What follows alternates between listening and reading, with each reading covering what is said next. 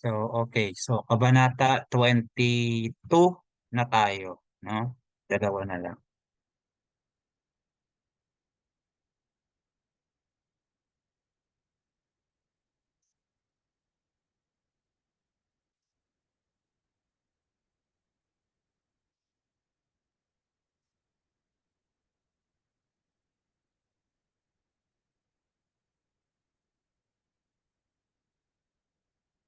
Ayan.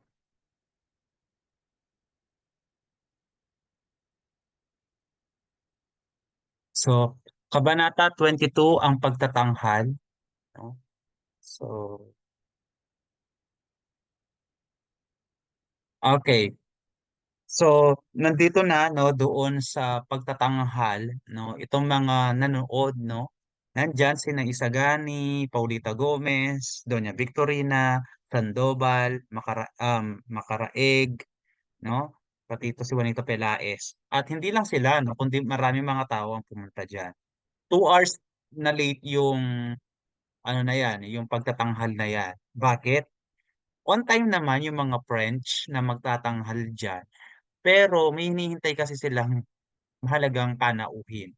No? Sino yung mahalagang panauhin na yon? Si Kapitan General. Late siya ng 2 hours. Mantakin ninyo yon, no? 2 hours siyang inintay. No? Talaga nabuburyong na yung mga tao dyan. Gaya nga ng discussion ko dyan, pinagbabawal yan that time, yung panoorin yan kasi daw malaswa. Pero dahil nga sa human nature, no, natin, no, yung pagiging tawag dito, curious, no? Na-curious yung mga tao. Gaya nga na sinabi ni ano ni ng isang character, no, na parang style lang yan o strategy lang yan para kumita yung palabas. Okay. So, nakita ninyo, no, balikan natin si Kapitan General na late siya, no. Doon natin nakuha yung Filipino time, no. Hindi ang mga Pilipino ang tamad. Kasi sobrang sipag ng mga Pilipino, no, lalo na ng mga ano, yung mga ninuno natin. 4:00 pa lang gising na yan para mag-araro, no, para asikasuhin yung palayan nila, no. Pero yung dumating yung mga Kastila, ang mga Kastila kasi magarbo yan, no. Hindi yan pupunta sa isang pagtitipon ng hindi nakaayos. So, mag-aayos pa sila, gusto nila grand entrance sila, gano'n, 'no. So, nakuha yun ng mga Pilipino at eventually natawag na Filipino time. Pero maling tawagin na Filipino time yun kasi hindi naman yun yung original natin, 'no. May time nun ang may kaugalian na gano'n ay mga Kastila. So, hindi natin tinawag na Spanish time, pero dahil yun yung nakasanayan ng Pilipino kaya tinawag na Filipino time. Okey. Dumating na si Kapitan General ano, late nga siya ng 2 hours pero dun nag-start na kasi hindi puwedeng i-start ng wala siya. Papagalitan sila kasi siya yung presidente, siya yung Kapitan General. So, 'di ba nga nabanggit ko kanina na si Paulita Gomez hindi siya pinayagan ni Doña Victorina na manood. Nirespeto yun ni Isagani, 'no? Marespeto itong si Isagani, eh. So, i-expect niya na hindi manonood si Paulita Gomez. Pero nakita niya 'no, nasa harap niya pa 'no, na nandiyan si Paulita Gomez at kasama niya ito pinagseselosan niya na si tawag dito, si Juanito Pelaez 'no. Nagpaalam si Sagani kay Doña Victorina, hindi pinayagan ni Doña Victorina kasi daw nga malaswa yung palabas, so bawal 'no. So nirespeto niya yun. Ni Sagani. Si Juanito Pelaez ang nagpaalam dahil nga crush na crush ni Doña Victorina itong si Juanito Pelaez. Pinayagan niya. Sabi niya, "Sige, papayag ako na manood ang aking pamangkin basta't kasama ako."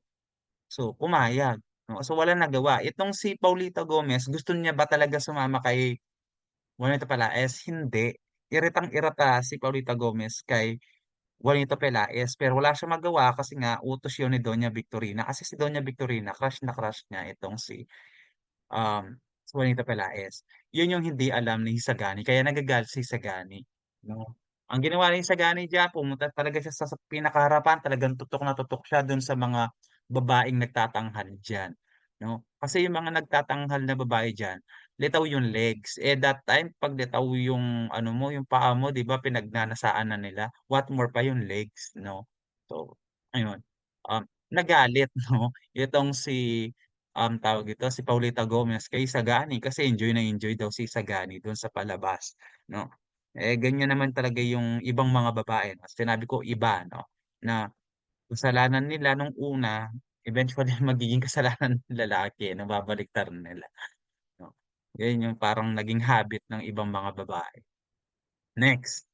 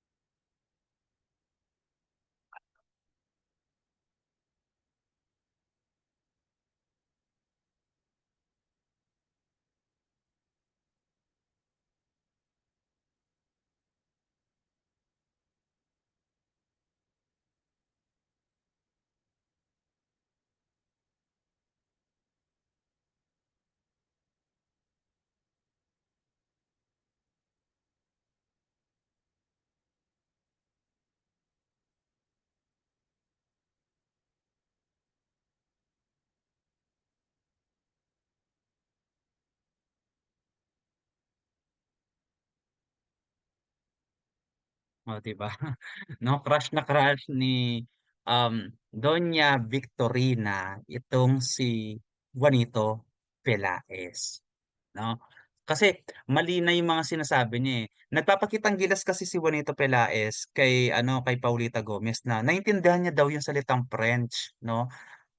Sabi niya na ito daw yung kahulugan nito ganyan 'no, katulad nun yung daw magtatanghal, mga katulong 'no, tapos nung pagdating hindi naman mukhang katulong, yung mga gano'n 'no. Kasi nagmamagaling lang siya, eh, may mga taong ganyan 'no, yung akala nila alam nila lahat pero hindi naman 'no. So, kahit na banas na itong si Paulita Gomez sa kanya, giliw na giliw pa rin itong si Doña Victorina kay, Juanito Pela. Sorry. Gano'n talaga sa pag-ibig guys 'no. Kapag tinamaan ka ng pag-ibig, yung mga imperfections ng tao hindi mo na makikita yun 'no, bulag ka na sa mga imperfections niya. So ayun, in love itong si tita mo. Next,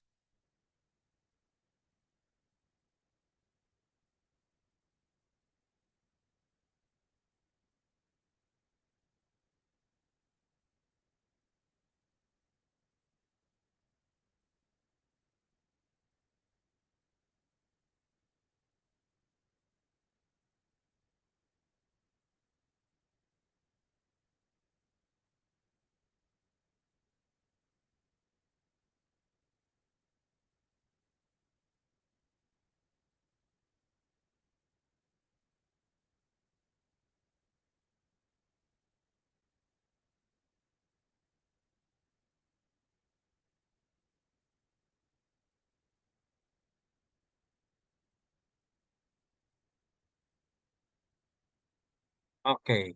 So ayan 'no, habang meron silang inaasikaso diyan 'no, pinagtatalunan nila 'no, na ano ba yung magandang pananalita, yung French o yung Spanish 'no.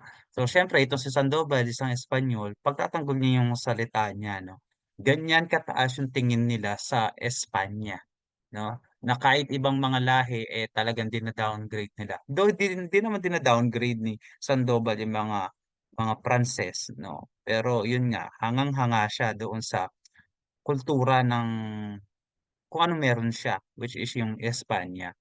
Nabanggit diyan 'no, itong si Don Custodio inaaliw ni Tadeo. Yung Tadeo siya yung estudyante na tamad 'no, na pumapasok lang para makibalita kung may pasok o wala 'no. Eh, kasi yun yung naging task niya, kasi sabi ni Sagani bibigyan siya ng ticket kung ganon yung gagawin niya 'no, na siya yung bahala makipag-usap kay kay Don Custodio. kasi si Basilio hindi sumama, yung ticket na yun ay para kay Basilio yun. Kaso hindi sumama si Basilio kasi lumala daw yung sakit ni Kapitan Tiago at magre-review na lang daw siya. So, hindi na siya makakasama. So, merong isang ticket pa. Si Tadeo dahil nga tamad siya 'no, wala siyang balak sa buhay niya, pero pumunta siya diyan, hindi siya nakabili ng ticket kasi sold out. So, may mga nagbebenta pero mahal na sobrang mahal ng mga ticket 'no. Parang katulad ngayon sa panahon natin 'di ba, um, pinapakyaw nila yung ticket tapos ibebenta nila ng mas mahal o doble, 'di ba? So, gano'n yung kalakaran. So, ayun.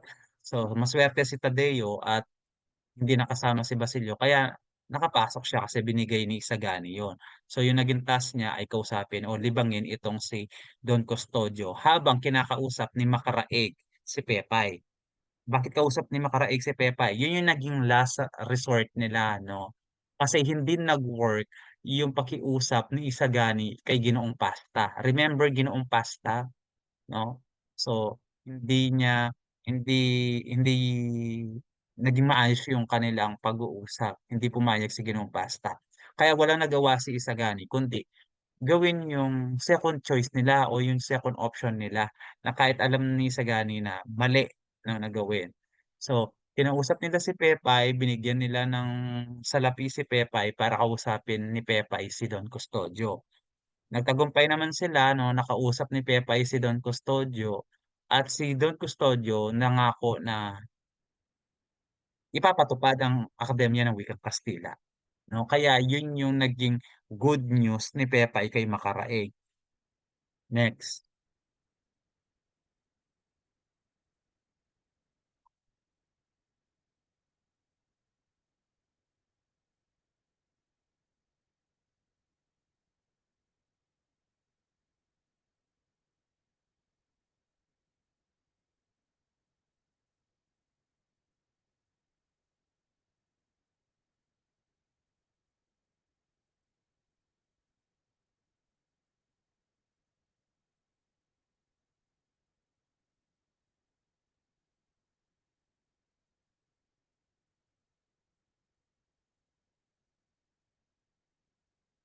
okey.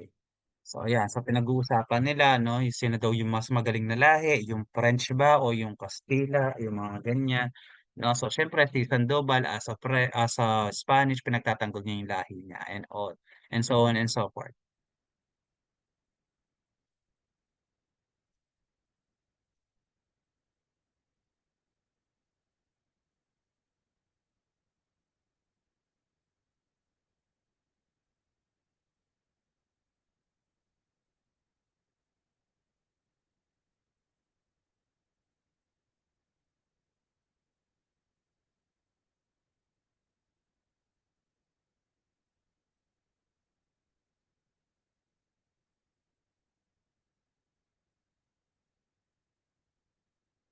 Okey.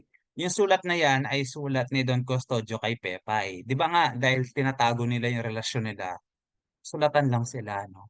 Ang ganda ng endearment nila 'no, yung call sign nila, "Aking kalapati." Ngayon hindi na uso yan 'no, tawagin mo ng kalapati yung mahal mo 'no. Halimbawa, yung asawa mo kaya girlfriend mo, kalapati 'no, parang ang sagwa. Pero that time yan yung endearment nila 'no. Ayun. So, sabi niya na, nahuli na daw yung ano, yung sulat ni Pepay 'no, pero para daw nahulaan na ni Don Custodio yung gusto niya 'no. So, naihain na daw ni Don Custodio yun 'no, pag-uusapan pa pero malaki ang porsiyento daw na maipatupad yung Akademya ng Wikang Kastila. So, yun yung good news ni Pepay kay Macaraig.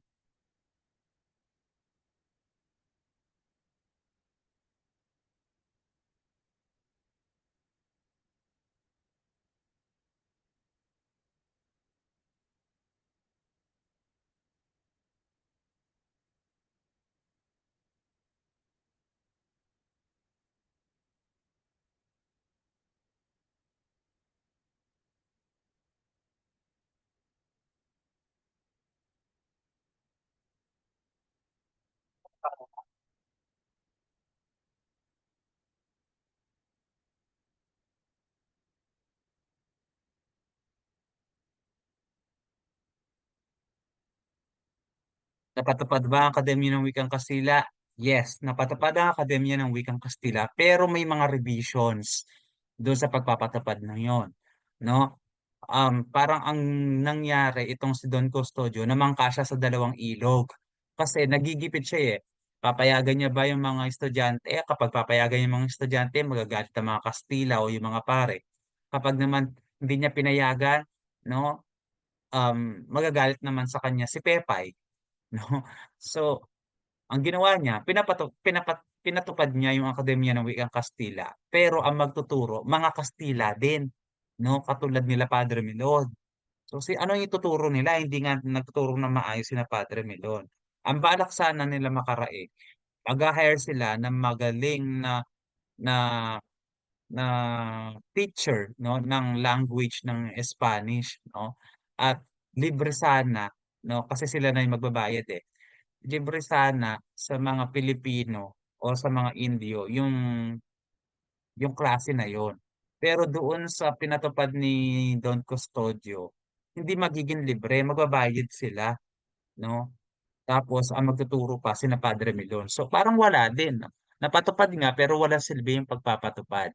Tapos sinabi pa ni Padre Irene diyan, sabi niya, "Oh, napatupad na yung Akademya ng Wikang Kastila. You have to celebrate, no? Yung mag-celebrate kayo, no? Kasi napatupad yung Akademya ng Wikang Kastila. At bago kayo mag-celebrate, bayaran niyo muna ako dun sa kulang ninyo." So, di ba? Ganun kamukhang pera itong si Padre Irene. Okay, last na natin, Kabanata 23. 'No? Yun yung sa quiz ninyo, 'no? Pero tatapusin natin hanggang kabanata 25 para naka-advance na tayo sa discussion. Pero yung quiz ninyo kabanata 1 to 23 lang. Pero itong video na ito hanggang kabanata 25 siya. Next.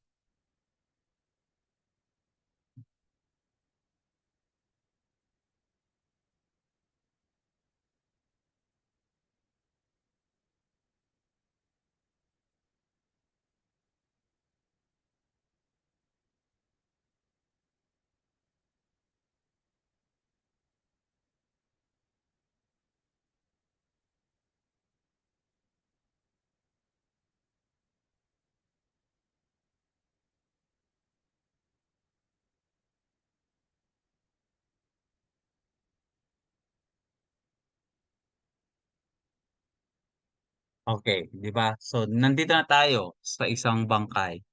Si Simon, hindi yan nakapunta siya doon sa palabas, pero hindi niya tinapos 'no, kasi marami siyang asikasuhin 'no. Inaasikaso niya yung mga bagay-bagay 'no, para makapaghimagsika na. So, nalaman niya na hindi pumunta sa palabas itong si Basilio, so pinuntahan niya kasi nga 'di ba, ito na lang yung last na tao na gusto niyang mapapayag na maghimagsik. So pinuntahan niya, nakita niya sa bahay na si Basilio nagbabasa ng libro. 'No? Tapos nakita din ni Simon doon sa mga bookshelves 'no ni Basilio na hindi nagagalaw yung libro na binigay niya para kay Basilio. "Sir, ano ba yung libro na yon?" Yun yung libro na kung saan galing ibang bansa yun, eh, na yung libro hindi ko matandaan kung anong title, pero yung libro na yun patungkol yun sa himagsikan ng isang bansa pagkatapos nagtagumpay na lumaya. So, ano yung ibig sabihin nun? Na itong si Basilio, wala talagang interes na sumali sa himagsikan, walang interes na maghiganti, walang interes na palayain ang Pilipinas sa kamay ng mga Kastila. So, na-disappoint doon si Simon. Kasi nandun lang sa bookshelves, inaalikabok eh. Hindi ginalaw, hindi binasa ni Basilio yun. So, kinamusta muna ni Simon si Kapitan Tiago kung okay na ba yung sitwasyon niya. No, hindi pa daw.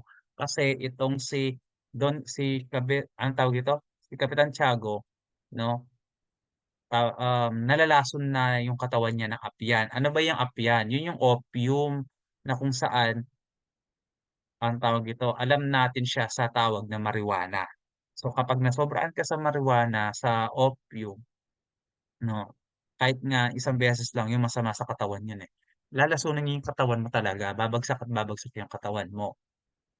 Yun yung nangyari kay, tawag dito, kay Kapitan Tiago, 'no. So Itong si Basilio, yun yung naging personal nurse niya or doctor niya, 'no? Meron pang times na itong si Kapitan Tiago, humihingi siya ng APYAN kasi nalulung na siya, eh. Eh, ayaw bigyan ni Basilio, tapos nagagalit itong si Kapitan Tiago. So, meron at merong nagbibigay ng opium sa kanya. Eh, pinagbabawal ni Basilio, eh, pero kapag umaalis si Basilio sa bahay, merong taong nagbibigay ng opium sa kanya, 'no, para malason yung kanyang katawan. Sino yon? Si Padre Irene. Si Padre Irene yung nagbibigay ng opium kay Kapitan Tiago, 'no. Napalala pa ng sitwasyon ni Kapitan Tiago yung balita. Merong sulat na ibinigay si Padre Irene kay Kapitan Tiago. Ano yung sulat na yun? Sulat yun na nagpapahayag na okey, i-reveal natin dito.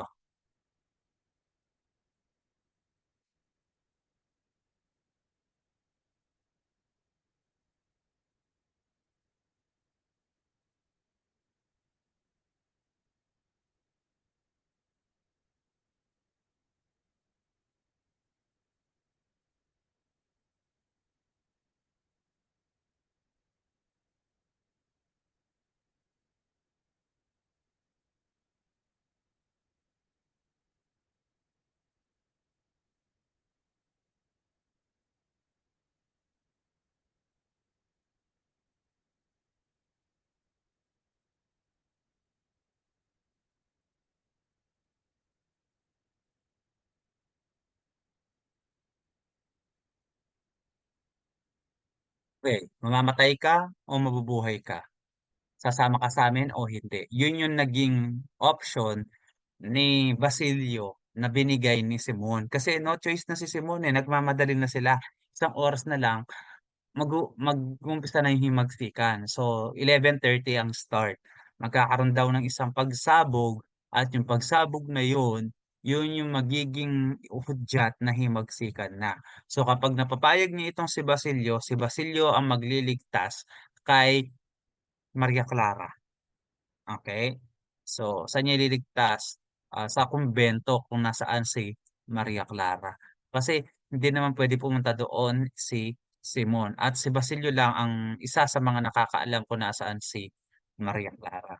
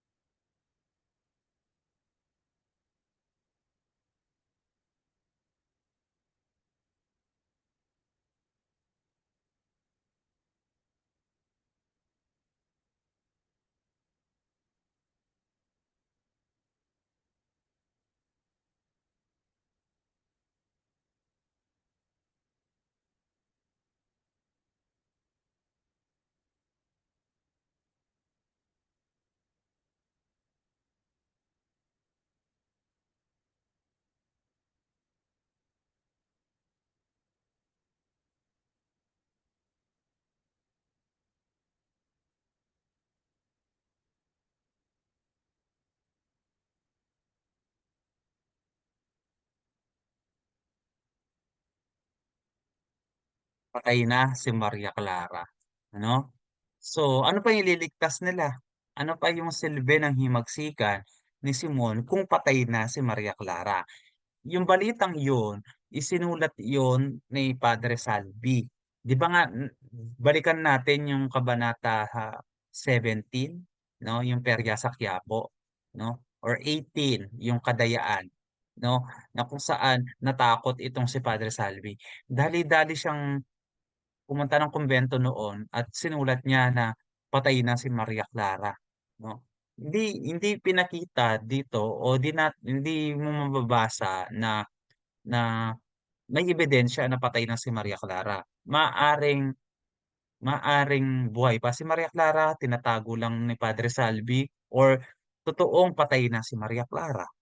Ang tanging clue lang na nalaman ng mga tauhan dito na patay na si Maria Clara, yung sulat ni Padre Salvi plus yung agunyas ng kampana. Kasi kapag may kumalembang, ibig sabihin may patay. No? So yun. So syempre, madali mo naman madaya yun kung gusto mong dayain, lalo na pari ka. Di ba? Pero yun nga, wala nakakaalam kung totoong patay na si Maria Clara. Pero inakala yun, no, nila Basilio, ni Kapitan Tiago, nila Simon, no, napatay na si Maria Clara. Pinaniwalaan nila yun. Si Kapitan Tiago, lumala yung sakit niya dahil nalaman niya na patay na yung anak niya. Dahil nga doon sa sulat.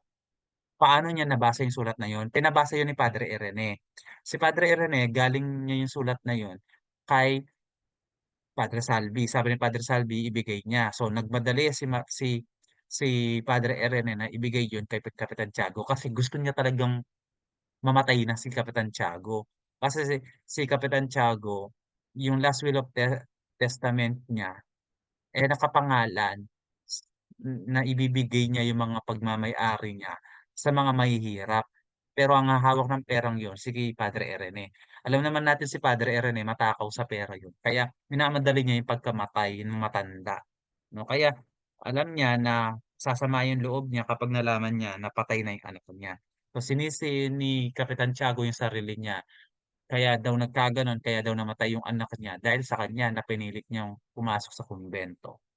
Na-stress siya, 'di ba? Pero ang totoo 'no, ng pagkamatay ni Maria Clara, dahil sa pang-aabuso 'no, inaabuso siya ni Padre Salvi 'no, mentally, physically, emotionally. Next.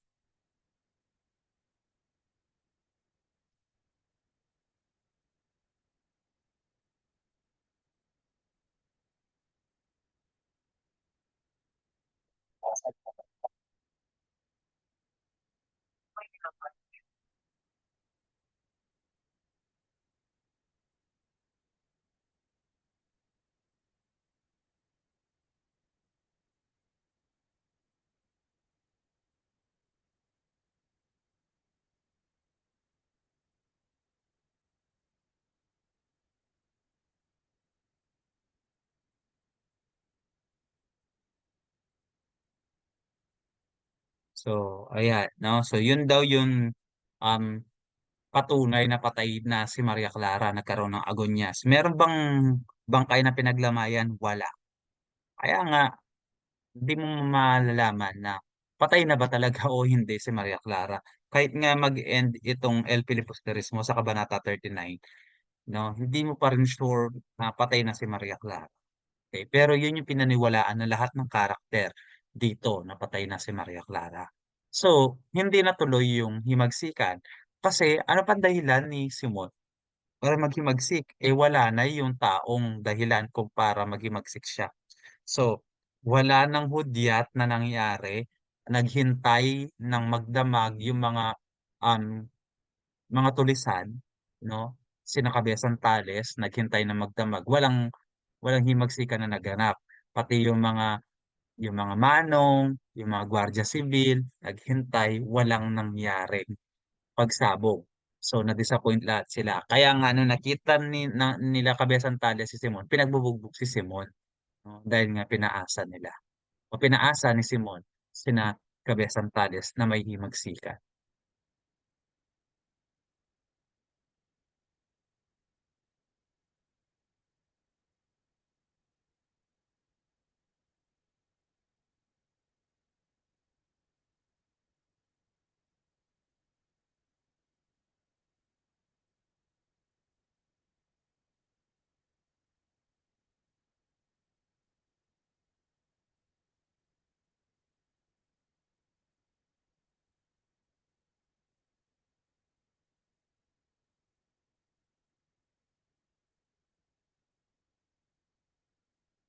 So, ayun. So, diyan nagtatapos yung kabanata kung saan kayo magko-quiz. Pero itutuloy natin sa kabanata 25. Kabanata 24,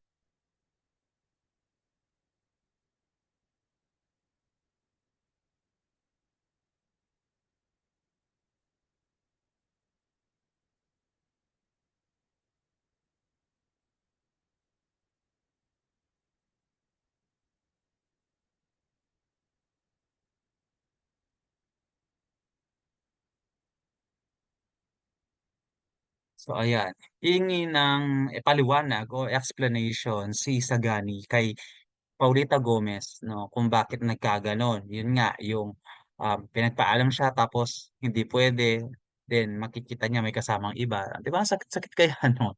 Kahit sa inyo mangyari yun 'di ba o sa akin mangyari yun, hindi ko matatanggap yun, 'no. Tapos biglang nagalit sa kanya itong si Paulita Gomez dahil nga pumunta siya sa harap, willing-willing siya dun sa mga babae. Kaya nagalit itong si Paulita Gomez at magpapaliwanag doon si Isagani. So, ganyan dapat ang ginagawa 'no, yung mag-usap dun sa naging problema, 'no, kahit maliit man 'yan, malaki man 'yan, pag-usapan yung problema para maayos agad. Yun yung ginawa nila Isagani at Paulita Gomez.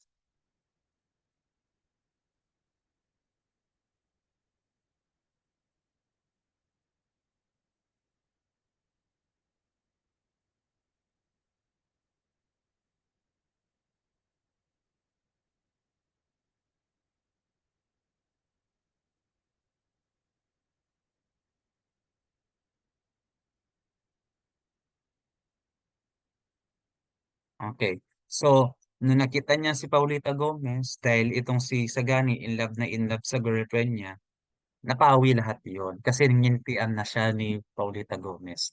Ganyan ganyan yung sarap ng nagmamahal 'no.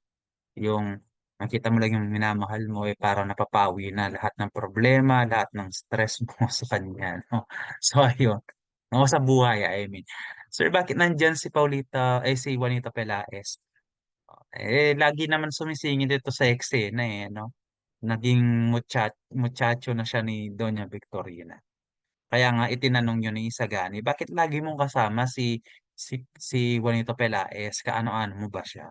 So ipinaliwanag ni Paulita Gomez na, "Hindi naman ako may gusto sa kanya, ang may gusto sa kanya yung tiyahin ko." Kaya nagtawanan sila. So napanatag yung loob ni Sagani na walang dapat ipagselos si Sagani kay Juanito Pelaez dahil ang may gusto kay Juanito Pelaez ay yung kanyang tiyahin na si Doña Victorina.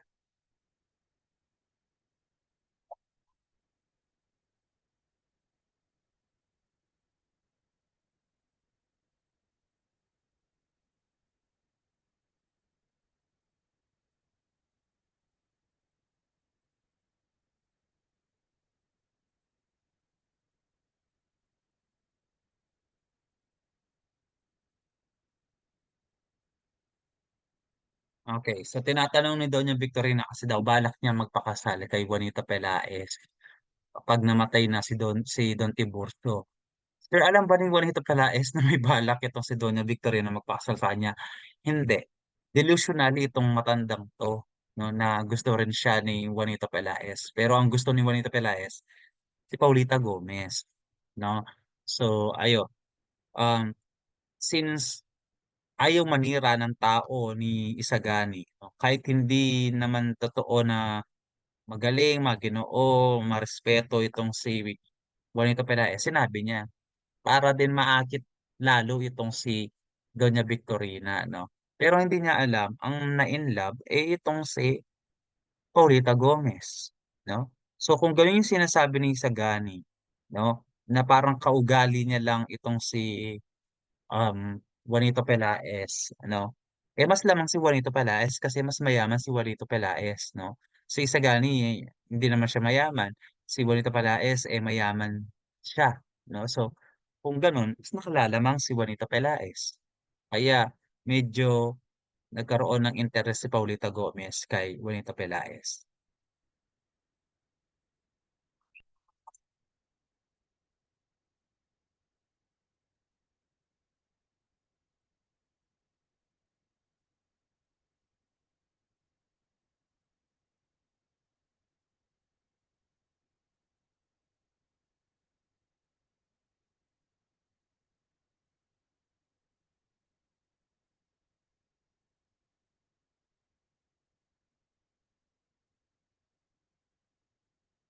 So ayun,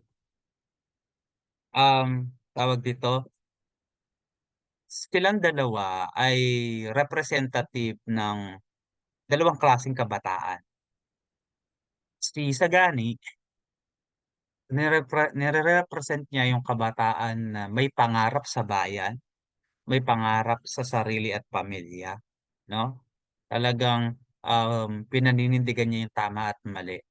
Itong si Paulita Gomez, representative siya ng mga kabataan na walang pakialam sa bayan, makasarili, 'no? At saka puro paganda lang, puro pa-pogi lang yung gano'n, 'no? So, dalawang klaseng kabataan. Pero ironically 'no, ah, magkasintahan sila. So, dito mo malalaman na, tawag dito, hindi puwedeng magsama yung gano'n 'no, na tawag dito, na sobra yung magkasalungat yung ugali nila, okey?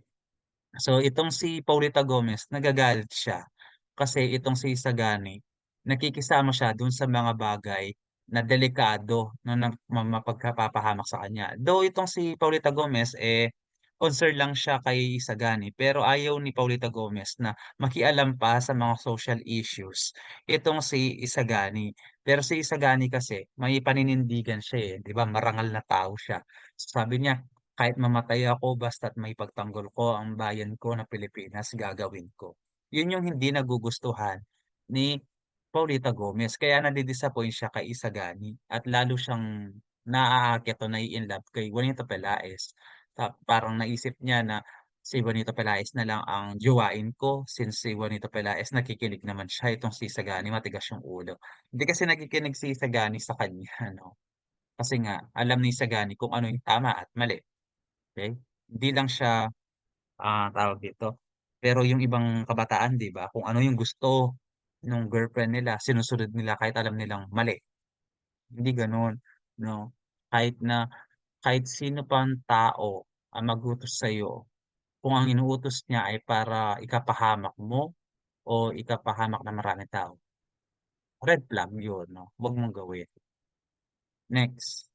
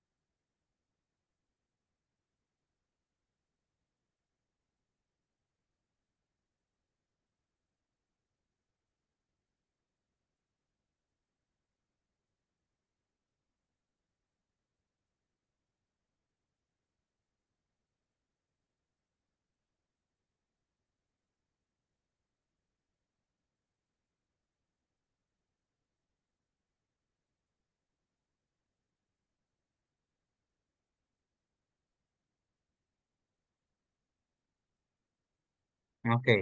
So, yun yung ayaw ni Paulita Gomez, yung masyadong makabayan itong si, tawag dito, si Isagani 'no. So, nadi-disappoint siya sa gano'ng ugali ni Isagani.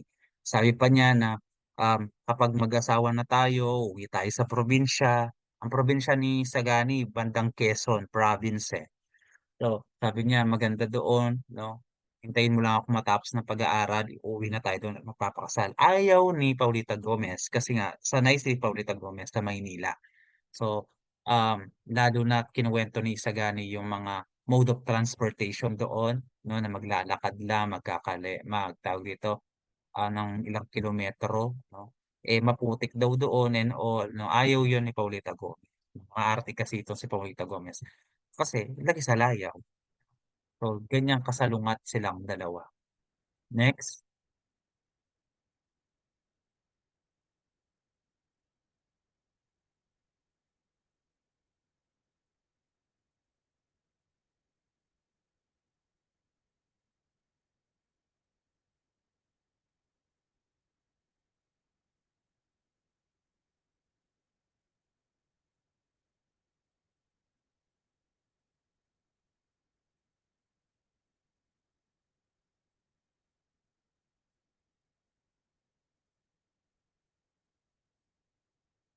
Okay, so yun yun 'no, Kabanata 24. Last, Kabanata 25.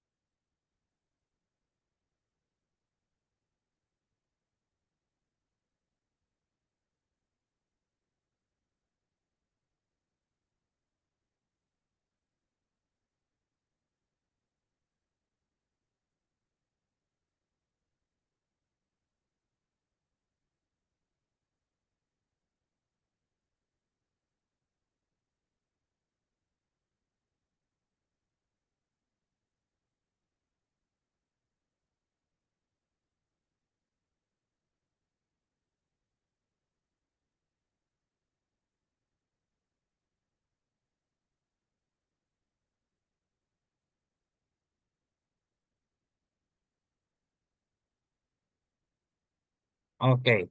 So, nandito sila 'no, para i-celebrate yung pagpapatupad ng Akademya ng Wikang Kastila, pero in a sarcastic way. 'No, bakit naging sarcastic sila? Kasi hindi naging maganda yung pagpapatupad ng Akademya ng Wikang Kastila. Natupad nga, pero hindi naman sa gusto nilang paraan. So, parang naging walang saysay yung pagpapatupad ng Akademya ng Wikang Kastila. So, tinupad nila yung gusto ni Father Irene na mag-celebrate sila. So, kasi dahil nga mayayaman na mga estudyante ito 'no, lalo na si Macaraeg 'no, nag-ano sila, nag-celebrate sila. 'Di ba tayo tumatambay tayo lalo na kayong mga estudyante sa mga coffee shops, ganyan. Sila tambay sila ng karenderya. Ang karenderya kasi that time, sosyal na place 'yan, 'no.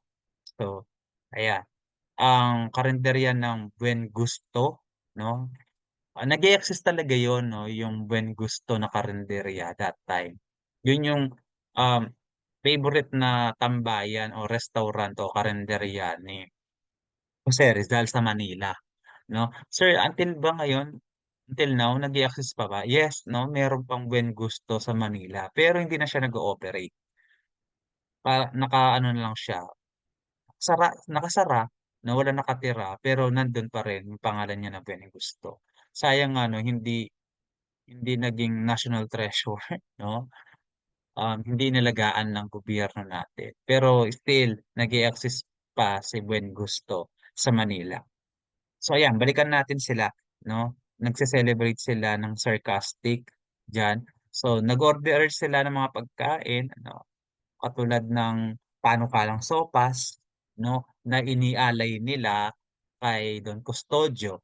Bakit nila inalay kay Don Custodio? Kasi daw si Don Custodio parang sopas 'no, kasi yung sopas na na-order nila walang laman, puro sabaw.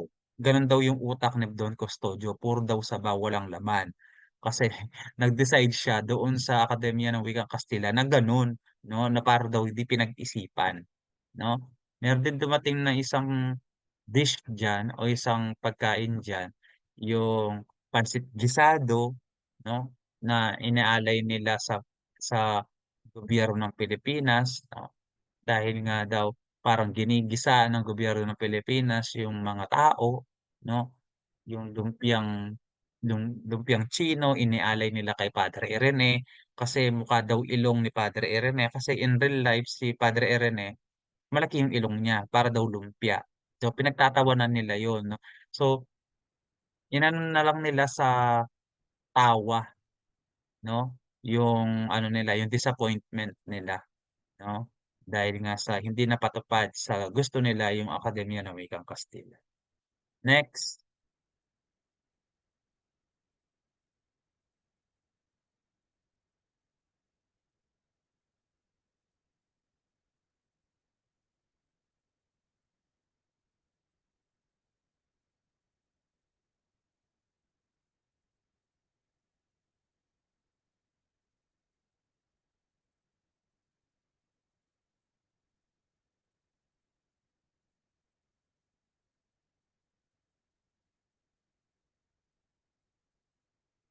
Okay, so ayun 'no, nagtalumpati si Tadeo, pero ano bang aasahan natin kay Tadeo? Wala 'no. Nagtalumpati siya na hindi naman sa kanya yung talumpati na yun, nagkaroon ng plagiarism 'no, itong si Tadeo. Nagkatuwaan sila 'no, nandiyan lahat yan sila 'no, puwera kay Basilio. Si Basilio inaalagaan niya si Kapitan Tiago, nandiyan lahat yan sila, sina Tadeo, Sinisagani, Macaraig, Pecson, Sandoval, Juanito Pelaez, lahat ng mga estudyante 'no, na may kasangkot sa Akademya ng Wikang Kastila, puwera kay Basilio. Okey, next,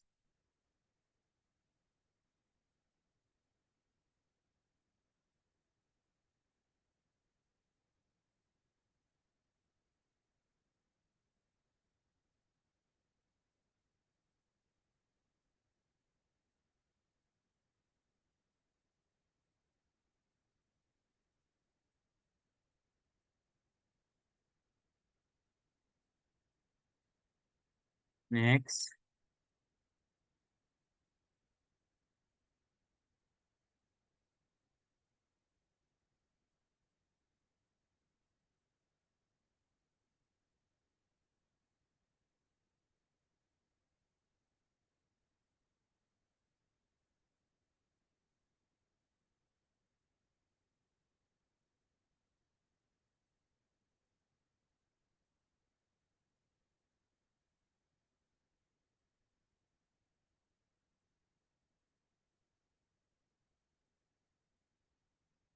Okay.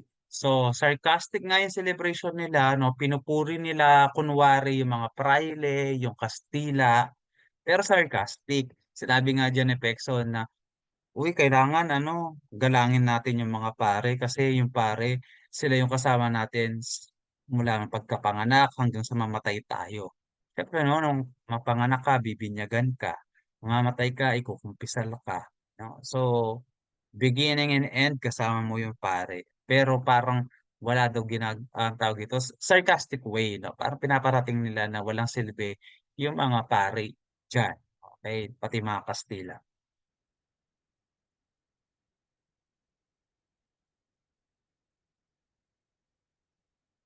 So, nagtatawanan sila, nagbibiruan sila, hindi nila alam meron palang nakikinig sa kanila. Utusan daw ni Padre Sibyla yung nakikinig sa kanila. Sino si Padre Sibyla? Si Padre Sibyla yung vice rector ng UST. 'Pag sinabi nating vice rector o vice rector, siya yung president ng, um, siya yung vice president for academic affairs. 'No, yun yung 'di ba president tapos may mga vice president sila. Vice President for Finance, Vice President for Logistics, Vice President for blah, blah, blah. O Vice President for Academic Affairs naman itong si Padre Sibyla sa UST. So alam ni Padre Sibyla na napatupad yung Akademya ng Wikang Kastila, kaya pinamanman niya itong mga estudyante na ito. So tama nga ang hinala niya, disappointed ang mga estudyante sa pagpapatupad ng Akademya ng Wikang Kastila. Kaya nga yung yung nagbabantay na yon na estudyante din na katulad nila, narinig niya yung mga pinag-usapan at isusumbong niya yon kay Padre Sibyla.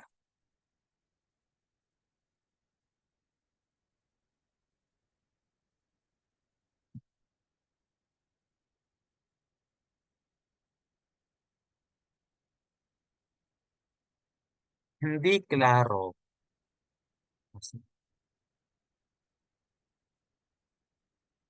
Okay. Hindi lang, tawag dito, klaro bakit yung utusan na yun ay sumakay doon sa karawahe ni Simon.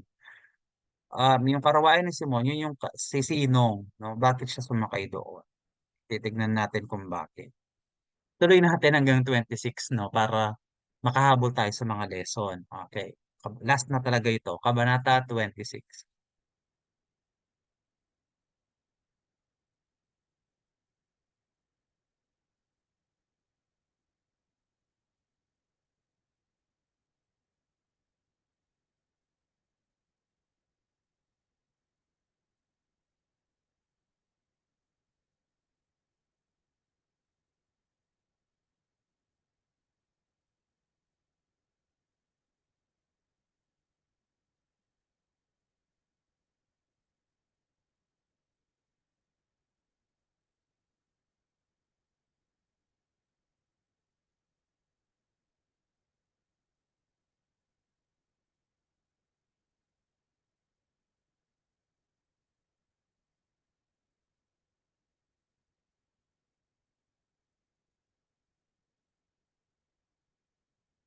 So, nalaman 'no, na magkakaroon ng himagsikan 'no, pero hindi yung nalaman yung himagsikan na yun, iba yung tinuturo na mastermind. Ang mga mastermind daw sa himagsikan na yun ay mga estudyante na nagpapatupad ng Akademya ng Wikang Kastila, na red tag sila 'no. Ayun 'no, kaya nga nung pagpasok nila walang pasok sa UST kasi may mga nakapaskil na paskin, ayun yung mga paskin 'no. Sir, ano po yung paskin? Yung paskin ay yung mga posters 'no, yun yung mga posters na nagpapahayag na disappointed daw yung mga estudyante kaya maghihimagsik sila. Sino po yung nagsulat ng mga paskin na yun? Yun yung di natin alam. Let's find out kung sino yung mga nag nagdikit ng mga paskin na yon. Sir, nakita ba yung mga paskin na nakadikit? Hindi naman nakita, pero sinabi na lang nila Padre Sibyla na may mga nakapaskil daw na paskin sa mga dingding ng paaralan ng UST. Bigla daw tinanggal yon nila Vice Rector Padre Sibyla kasi daw malubhang lubhang mapangahas, lubhang delikado yung mga posters na yun, yung mga paskin na yun kaya tinanggal. Kaya nga nag-cancel sila ng klase kasi pag-uusapan nila yung issue na yon. And maraming mga na-red tag dito. Yung 14 o 13 na estudyante na pumunta doon sa Pansiteria de Buen Gusto, lahat na yon na red tag yon, hinuli lahat yon, ikinulong. And si Basilio din ikukulong diyan kasi kasama siya sa Akademya ng Wikang Kastila, 'di ba? So lahat daw ng kasangkot ng Akademya ng Wikang Kastila ikukulong. Pero si Basilio ayaw niya makulong. Siyempre sino ba namang gusto, 'di ba? Kasi daw wala naman siyang kinalaman, eh, nagbabantay siya na may sakit, 'di ba? So ano bang ginagawa ni Basilio sa USD? Eh, hindi naman siya anong tawag dito, eh, tapos na siya sa pag-aaral niya diyan, 'no? Kukunin niya yung lisensiyatura niya, 'no, yung license niya para makapanggamot na siya. Pero wala siyang tawag dito, um, hindi naman siya diyan nag-aaral, I mean. Sa ibang eskuwela siya nag-aaral kasi nga doktor ang kinukuha niya. Eh, sa UST that time pang-abogado 'yan. So, ang tawag dito, kukunin niya yung lisensiyatura niya. Para makuha yung lisensiyatura niya, kailangan niya magbayad. So, mangungutang siya dapat kay Makaraig. So, pupuntahan niya diyan si Makaraig, pero wala na diyan si Makaraig, umuwi na kasi nga walang pasok at nagkakagulo na. So, inaasikaso ni Makaraig yung mga lahat ng papeles niya. Eh, para patunayan na wala siyang kasalanan. So, ito si Basilio, so nagugulumihanan na siya. Tapos narinig pa niya yung himagsikan. Eh, alam niya na nagbalak ng himagsikan itong si Simon. Pero ang napagbintangan sa himagsikan na yun ay mga estudyante dahil nga doon sa pag-uusap nila doon sa Pansiteria de Buen Gusto. Next.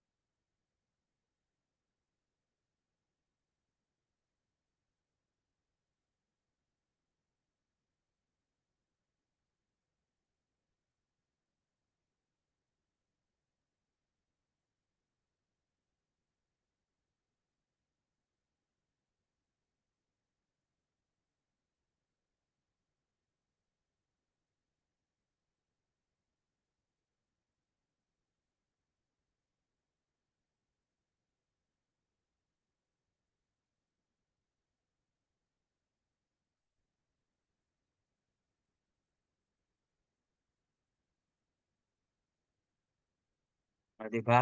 Ang linis ng pagkakagawa ng krimen 'no, na ang nagbalak ng himagsikan ay si Simon, pero wala daw pakialam si Simon sa himagsikan na yun.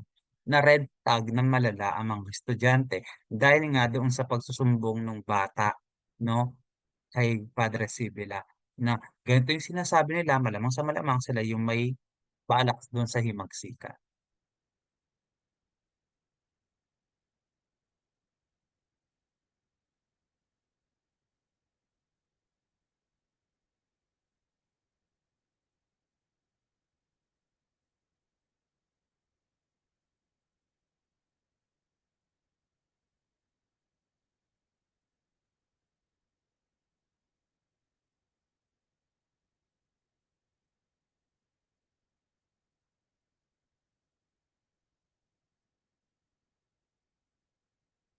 Okay, so dahil nga may paninindigan itong si Isagani 'no, pinapalakas niya yung mga loob ng mga estudyante. Huwag kayong mag-alala 'no, hindi kayo masasangkot sa gulo 'no.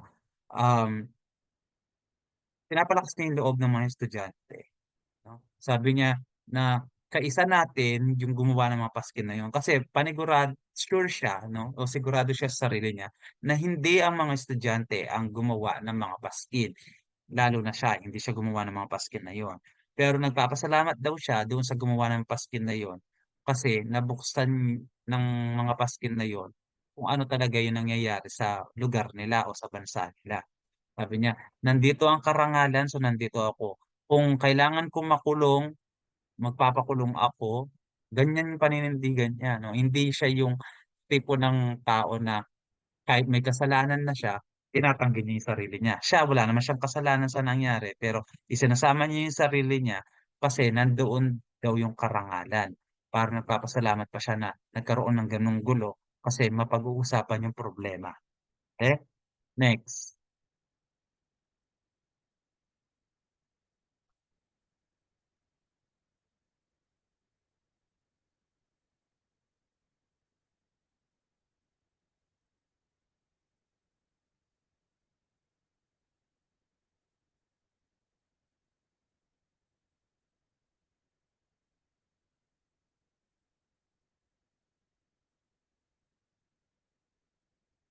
Okay. So dahil nga hindi nakita ni Basilio si Macaraig sa eskwelahan sa UST, sinadya niya na sa bahay niya 'no, kasi nga mangungutang siya. Pinansin ba ni Basilio si Sagani? Hindi, kasi nga takot si Basilio. Ayaw niya makisangkot sa mga ganyan 'no, lalo na't nagkakagulo na. So hindi niya na kinausap si Sagani, dali-dali siya pumunta sa bahay ni Macaraig. Eh, sakto sinisiyasat si Macaraig dahil nga siya yung nag-o-offer ng bahay, ng mga pera 'no, na pantustos niya do'n sa Akademya ng Wikang Kastila. Kaya unang sinayasat si Macaraig. Ito 'yan, yung kabo ng mga gwardiya sibil, pati mga gwardiya sibil. So, niyaya nila si Macaraig 'no, na pumunta ng office para siyasatin siya 'no. Yung listahan na 'yan yung listahan ng mga estudyante na kasangkot sa Akademya ng Wikang Kastila. So, masasangkot si Basilio kasi nga kasali naman talaga siya doon 'no, kahit na hindi siya kasali doon sa mga pagkikita nila 'no. Kaya nga itong si Macaraig 'di ba sabi niya, "Nung mga araw na payapa hindi ka nakikisali sa'min pero ngayong may gulo nakikisali ka na 'no." So, magandang asal 'yan sabi niya, sarcastic kasi itong si Macaraig may tampo kay Basilio 'no, dahil nga sa ilang araw siyang hindi nagpaparamdam, eh, nagkakagulo na nga. 'No?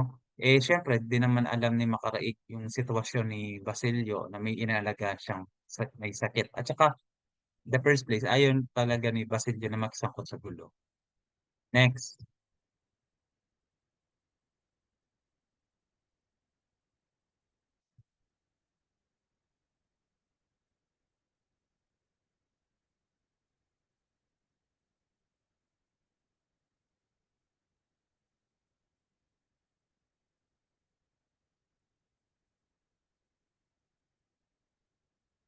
So, iimbestigahan sila lahat ng mga estudyante na kasali doon sa Akademya ng Wikang Kastila, lalo na yung sa kagabi, yung pagpunta nila sa Pansiteria de Bengusto.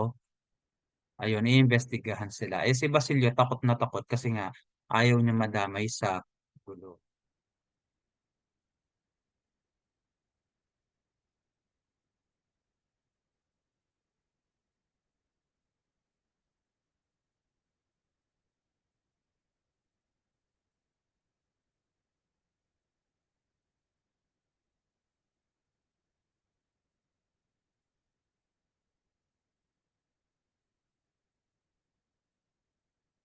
So, doon nagtatapos yung Kabanata 26, mga Paskil. So, yun lang. Thank you very much for listening. Kabanata 27 hanggang matapos, face to face natin yan, i-discuss.